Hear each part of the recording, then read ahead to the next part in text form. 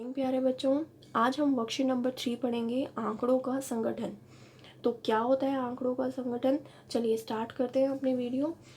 अब तक हमने जाना आंकड़े क्या है तथा किसी विशिष्ट जानकारी के लिए आंकड़े क्यों इकट्ठे करते हैं।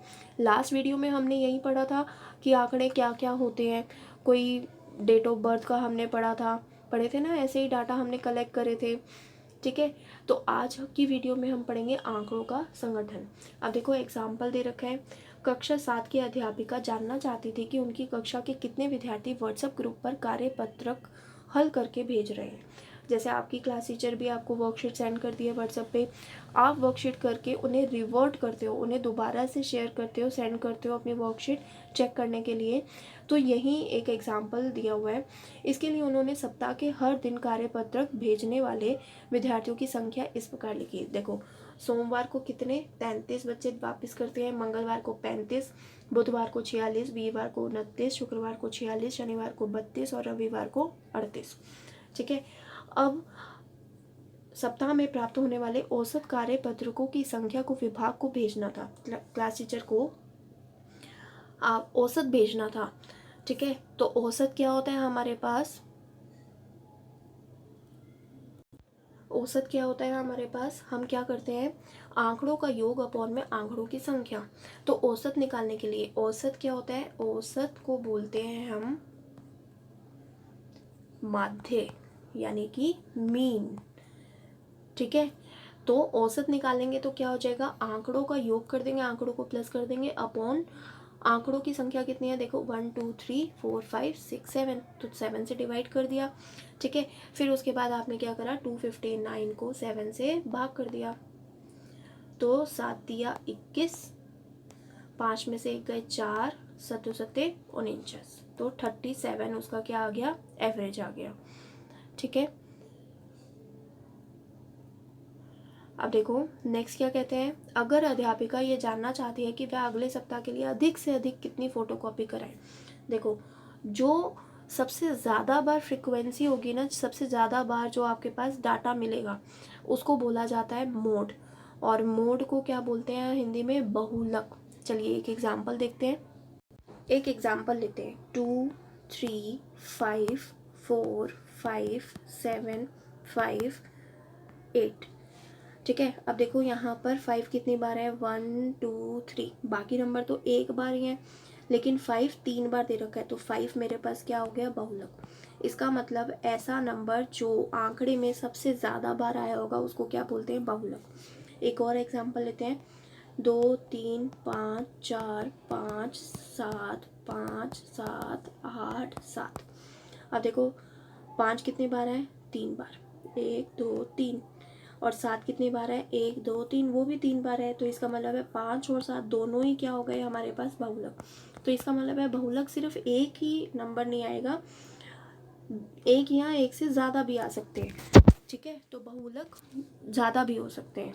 ठीक है, तो आई होप समझ में आया होगा। इसी तरह से हम करेंगे अब मीडियन, यानी कि माध्य का।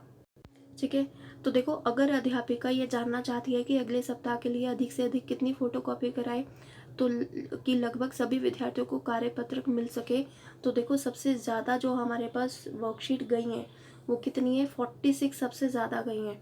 ठीक है, तो बहुलक क्या हो गया, 46। ठीक है, अब देखो यह जानना हो कि कौन से 3 दिन 35 से कम, कौन से 3 दिन 35 से अधिक विद्यार्थियों ने कार्यपत्रक लौटाए। तो 3 दिन 35 से कम किसने लौटाए और 3 दिन 35 से ज़्यादा किसने लौटाए, तो उसके लिए आंकड़ों को बढ़ते या घटते क्रम में लिखते हैं। जो आंकड़ा बीच में आता है उसे क्या कहते हैं, माध्यक। ठीक है, और अगर आंकड़ों की संख्या सम हो तो बीच के दोनों आंकड़ों का औसत माध्यक कहलाता है। अब इसके लिए भी एक एग्जाम्पल लेते हैं। सपोज आपके पास डाटा दे रखा है, आंकड़े दे रखे हैं 2 3 4 5 6। ठीक है, अब देखो इसको सबसे पहले हमें क्या करना है, इसके अंदर 1 मिनट, दूसरा लेते हैं। सपोज 4 2 1 3 5, सपोज ये दे रखा है। तो सबसे पहले आप क्या करोगे, इसको बढ़ते क्रम में लिखोगे। आपकी मर्जी है कि आप बढ़ते क्रम में लिखोगे या घटते क्रम में लिखोगे। मैंने इसको बढ़ते क्रम में लिखा। बढ़ते क्रम में कैसे, पहले छोटा फिर बड़ा फिर बड़ा फिर सबसे बड़ा। तो मैंने जब बढ़ते, ध्यान रखना कि हमें डाटा को, आंकड़ों को बढ़ते क्रम या घटते क्रम में ज़रूर लिखना है, वरना हम इसके बीच का नंबर यानी कि माध्यक नहीं निकाल पाएंगे। ठीक है, तो इसको हमने लिख दिया 1 2 3 4 5। ठीक है, अब इसके अंदर माध्यक निकालना है। माध्यक मतलब बीचों बीच। ठीक है, इसको काउंट करो तो हमारे पास कितना आया, 5। तो 5 तो एक विषम संख्या है। पता है ना कि सम संख्या कौन सी होती है, जो 2 से भाग हो जाती है, और जो 2 से भाग नहीं होती वो क्या होती है, विषम संख्या। क्या होती है, विषम संख्या। विषम संख्या, दोबारा लिख देती हूँ, विषम संख्या। ठीक है, तो देखो, एक आगे का एक पीछे का, एक आगे का एक पीछे का, तो कितना आया हमारे पास, बीच की संख्या 3। तो 3 हमारे पास क्या है, माध्यक। ठीक है, तो देखो हमारे पास डाटा ये दे रखे हैं 5 7 3 2 1 4 3 2। तो सबसे पहले मैंने क्या करा, इसको बढ़ते क्रम में लिखा।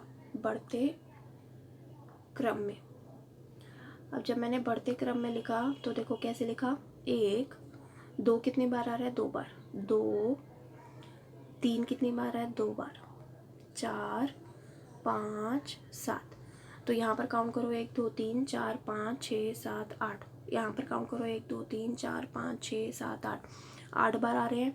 अब 8 बार आने से मुझे क्या फ़ायदा मिला, यहाँ पर देखो n मेरे पास, यानी कि ये जो आंकड़े हैं ये 8 है, तो ये सम है कि विषम संख्या, ये हमारे पास सम संख्या है।